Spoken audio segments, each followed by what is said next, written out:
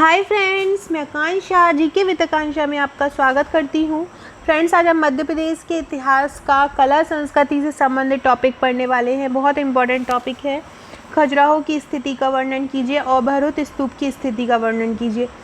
ये दोनों ही 6 नंबर के प्रश्न हैं आपके, और अगर नए सिलेबस के अकॉर्डिंग देखा जाए तो 5 नंबर का ये प्रश्न है। 5 नंबर में आपको लिखना है, तो हम इसको देखेंगे। बहुत सारे लोग पूछते हैं कि 6 नंबर का है, आप बोल रहे हैं वो 5 नंबर में लिखना है। तो देखिए, जो उन्होंने 50 शब्दों में बोला है आपको, तो 50 शब्दों में जो आपको प्रश्न दिया जाएगा वो 50 शब्दों में आप कैसे भी नहीं उसको डिफ़ाइन कर पाओगे, क्योंकि जो 3 नंबर वाला आंसर रहता है उसको 3 नंबर के तरह का ही वो प्रश्न आता है। लेकिन 5 नंबर को आप एक आधे पेज में कर नहीं लिख सकते हैं, उसको उतना अच्छे से डिफ़ाइन नहीं कर सकते हैं। आपको लगभग 1 पेज में ही लिखना पड़ेगा। तो आप तैयारी वही मान के कीजिए, 6 नंबर और 5 नंबर वाली, तभी आपका प्रश्न तैयार होगा। कोशिश कीजिए कि 6 नंबर वाला या 5 नंबर वाला आप पॉइंट में लिख पाएँ। पॉइंट में हम जल्दी लिख पाते हैं और चेक करने में मार्क्स भी अच्छे मिलते हैं, और हम अपनी जो आंसर है उसका वर्णन भी अच्छे से कर सकते हैं। तो चलिए स्टार्ट करते हैं फ्रेंड। पहली बार है मेरे चैनल पे तो चैनल को सब्सक्राइब ज़रूर कीजिएगा। वीडियो अच्छा लगे तो लाइक कीजिएगा और शेयर कीजिएगा। भरूच के स्तूप का संक्षिप्त विवरण दो। फ्रेंड्स, इसके बारे में बहुत सारी अलग अलग जानकारी हैं। जैसे कि बहुत सारे लोग बोलते हैं कि इसको अशोक ने, इसका प्रारंभिक जो स्ट्रक्चर है वो अशोक ने निर्माण करवाया था। कुछ बोलते हैं शुंग वंश द्वारा इसको तैयार किया गया था। तो पढ़ते हैं हम, गूगल में दिया गया है, कहीं पे अशोक दिया गया है और किसी बुक में शुंग दिया गया है, तो इसलिए मैंने दोनों ही यहाँ पे मेंशन किया है।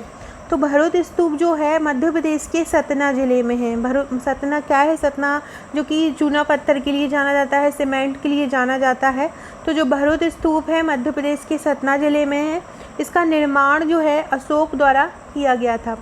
इसके अवशेष आज अपने मूल स्थान पर नहीं है। आज अगर हम जाते हैं तो इसके जो अवशेष जो थे, इसके जो अवशेष बचे हैं, जो मूल स्थान है जहाँ पे ये अवशेष, जहाँ पे ये स्तूप बना था वहाँ पर नहीं है, मतलब मूल स्थान पर ये नहीं है।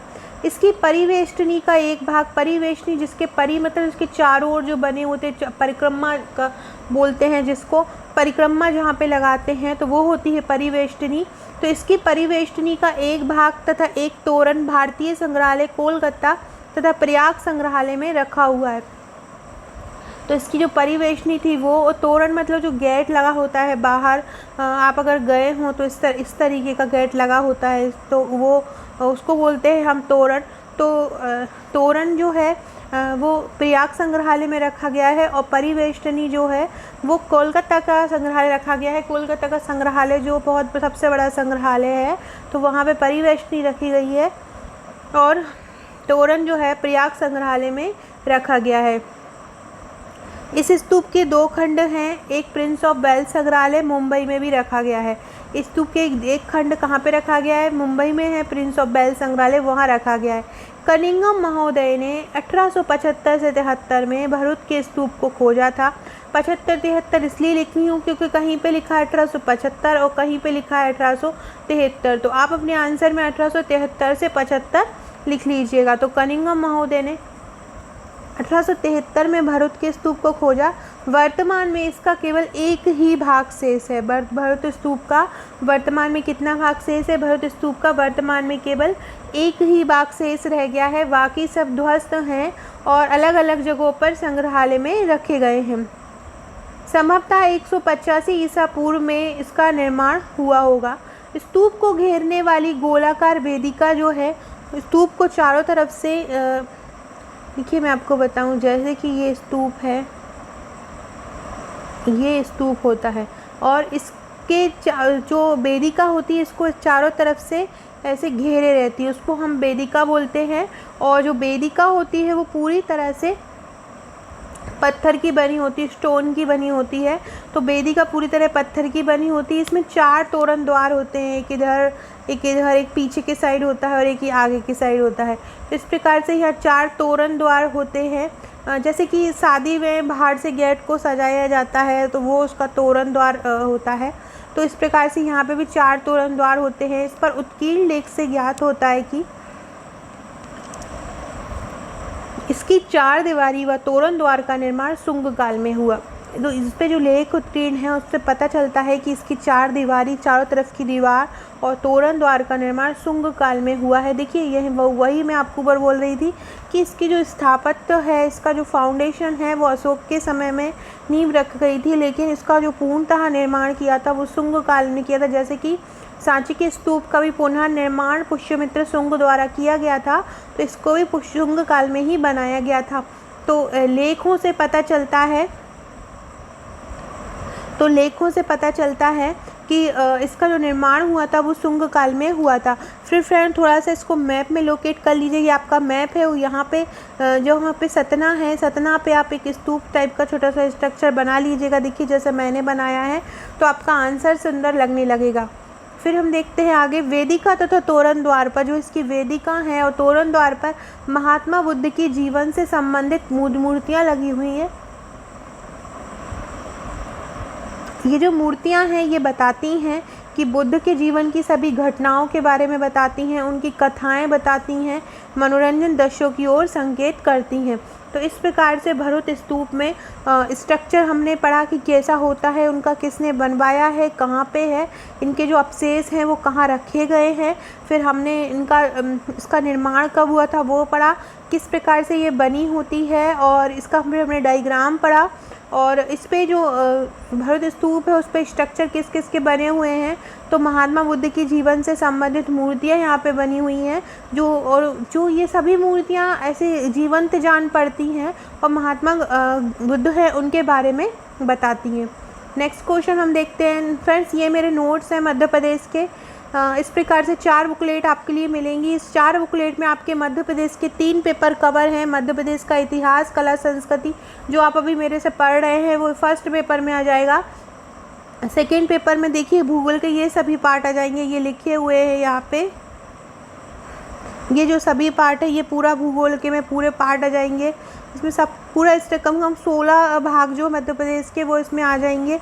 साथ में ये मध्य प्रदेश की अर्थव्यवस्था, मध्य प्रदेश में सौर ऊर्जा, मध्य प्रदेश में विज्ञान तकनीकी, मध्य प्रदेश और सहकारिता, इनसे संबंधित प्रश्न आपके थर्ड पेपर में आ जाएगा। और ये आपका सेकेंड पेपर में आ जाएगा मध्य प्रदेश की लोकतांत्रिक व्यवस्था, स्वास्थ्य, संगठन और सेवाएं। तो ये आपका सेकेंड पेपर में आ जाएगा। तो आप ये परचेज कर सकते हैं। इनकी सॉफ्ट कॉपी भी अवेलेबल है। आप सॉफ्ट कॉपी से आप स्वयं प्रिंट निकालना चाहते हैं तो वो भी कर सकते हैं, और अगर आप हार्ड कॉपी मंगाना चाहते हैं वो भी आपको मिल जाएगा। तो चलिए नेक्स्ट क्वेश्चन है, खजुराहो मंदिर की स्थिति बताइए। तो फ्रेंड्स ये जिस तरीके से आपको क्वेश्चन दिख रहा है ऐसा ही मेरे नोट्स में मिलेगा, सेम टू सेम यही मेरे नोट्स हैं, इन्हीं की कॉपी आपको दी जाती है। हैंड रिटन नोट्स है, मैं प्रिंट नहीं कराती हूँ क्योंकि प्रिंट में उतना अच्छे से पढ़ाई नहीं हो पाता है। प्रेम की शाश्वत अभिव्यक्ति खजुराहो के मंदिर विश्व को भारत की अनुपम देन है। विश्व प्रेम की जो शाश्वत अभिव्यक्ति है, शाश्वत मतलब जो सदा रहने वाली है, वो अभिव्यक्ति खजुराहो के मंदिर विश्व को भारत की अनुपम देन है। निर्माण इसका किसने कराया था? तो भाई निर्माण इसका कराया था 950 से 1050 ईस्वी में। जो खजुराहो के मंदिर है उसका निर्माण कराया था 950 से 1050 ईस्वी में। किसने निर्माण कराया था? चंदेल राजा।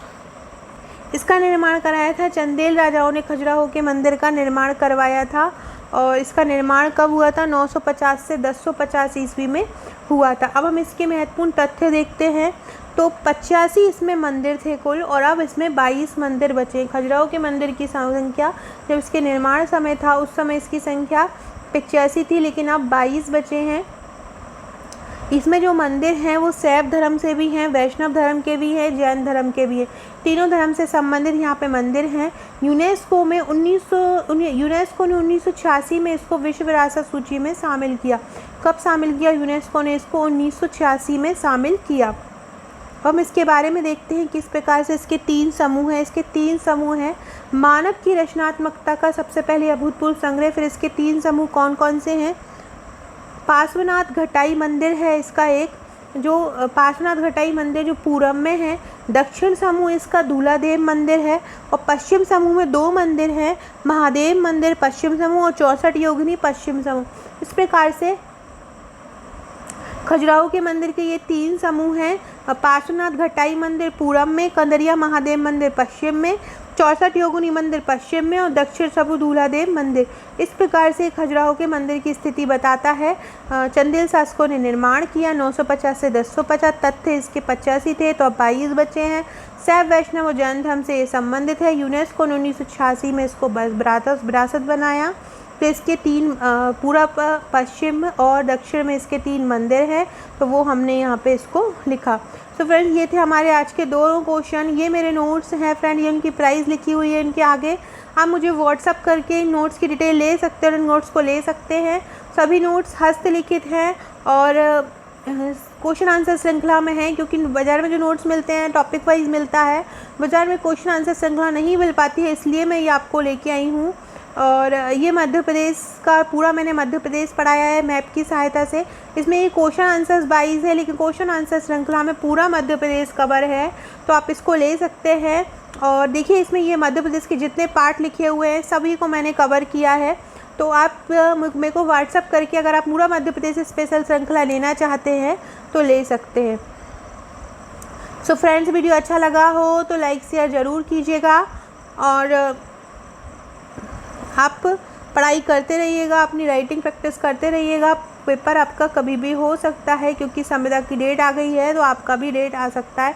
ये नंबर है, आप मुझे इस नंबर पे व्हाट्सअप कर सकते हैं। साथ ही साथ आपको नोट्स खरीदने के साथ आपको एक पेड ग्रुप भी मिलेगा, उस ग्रुप में आप जुड़ सकते हैं। उस ग्रुप में आपको डेली क्वेश्चन आंसर्स का अपडेट मिलता रहेगा। Okay friends, thank you.